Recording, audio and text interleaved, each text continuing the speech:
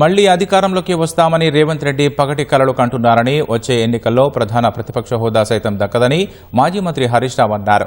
వనపర్తి జిల్లాలో గొల్లపల్లి జలాశయానికి వ్యతిరేకంగా 100 రోజులుగా ధర్నా చేస్తున్న రైతులకు ఆయన సంఘీభావం తెలిపారు. తొలుత ఏదుల జలాశయాన్ని సందర్శించి అనంతరం ధర్నా శిబిరానికి చేరుకున్నారు. 2 గ్రామాల రైతుల విషయంలో ప్రభుత్వంతో పోరాటం చేస్తామని హరీష్ రావు హామీ ఇచ్చారు. ప్రభుత్వం దిగొచ్చే వరకు పోరాటం చేయాలని మాజీ మంత్రులు నిరంజన్ రెడ్డి, శ్రీనివాస్ గౌడ్ విజ్ఞప్తి చేశారు.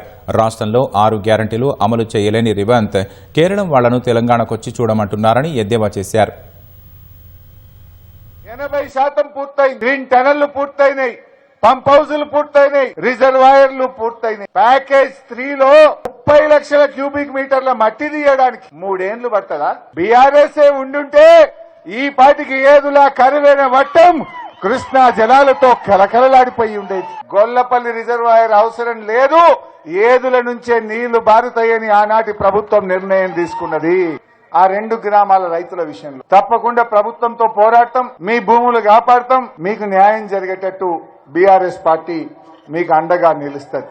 ఈ రేవంత్ రెడ్డి ఈ మధ్య ఇంట్లో ఈగల మోత, ఈయన పోయి కేరళలో పల్లకీలు మోస్తున్నాడు. మేము 6 గ్యారంటీలు అమలు చేసేసినాం, మీరు కేరళ వాళ్ళు వచ్చి చూడుండ్రి అని చెప్తుండ్రు. 6 గ్యారంటీలు అమలైనాయే, నువ్వు ఇక్కడ వచ్చి రా అడుగుదురా.